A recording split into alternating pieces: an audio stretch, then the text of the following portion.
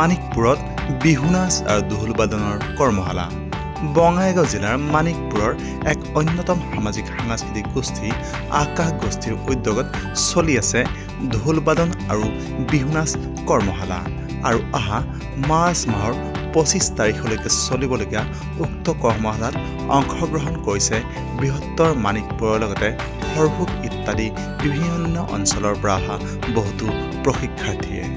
আকাশ গোষ্ঠী বিশেষকৈ আকাশ গোষ্ঠীৰ সঞ্চালক নিন্তু কুমাৰ ৰায়ৰ উদ্যোগত চলি থকা উক্ত কৰ্মশালাত ইতিমধ্যেই মুনুকন গগৈ, বিধান দেউৰীৰ দৰে বিশিষ্ট প্ৰশিক্ষকে দি আছে এইসমূহ বিহু নাচ ঢোলবাদন ইত্যাদিৰ প্ৰশিক্ষণ। আৰু এই কৰ্মশালাত প্ৰশিক্ষাৰ্থী তথা ৰাইজৰ আশানুৰূপ সঁহাৰিয়ে এক আশাৰ বতৰা কঢ়িয়াই আনিছে সমগ্ৰ মানিকপুৰ অঞ্চললৈ।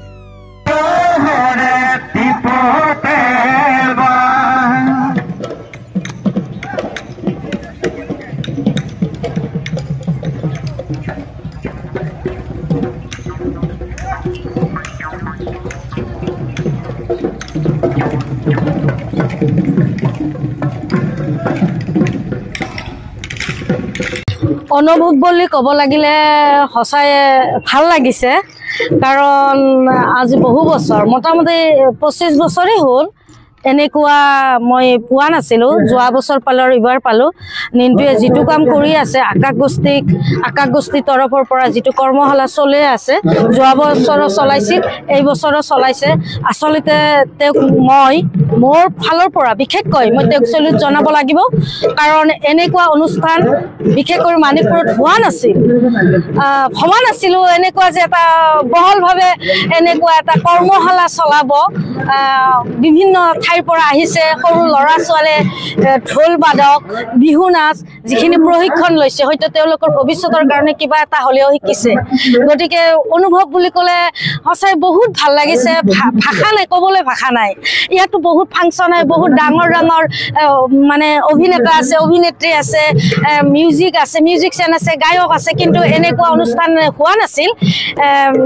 মানে যোৱা বছৰৰ পৰা যিটো দেখিছোঁ আকাশ গোষ্ঠীৰ তৰফৰ পৰা নিন্তু ৰায়ে যিটো কষ্ট কৰি এই অঞ্চলত যিটো প্ৰশিক্ষণ চলাই আছে, সঁচাই তেওঁক মই চেলুট জনাইছোঁ।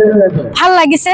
ভৱিষ্যতে তাৰমানে এনেকুৱা ভাবিছোঁ যে এইখন মানিকপুৰ গাঁৱৰ অঞ্চলতে আবদ্ধ নাথাকি তেওঁলোকে হয়তো এদিন ডাঙৰ আকাশ চুব বুলি মোৰ ফালৰ পৰা মানে অনুভৱ কৰিছোঁ, আৰু হয়তো এদিন হ'ব।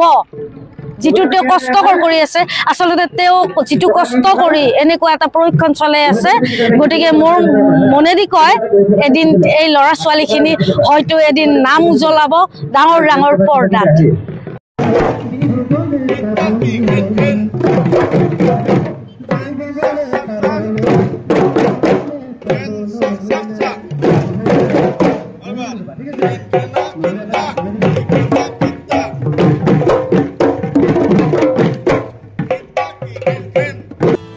মানিকপুৰৰ পৰা উদয়ন নাথৰ ৰিপৰ্ট, নিউজ টাইম 3।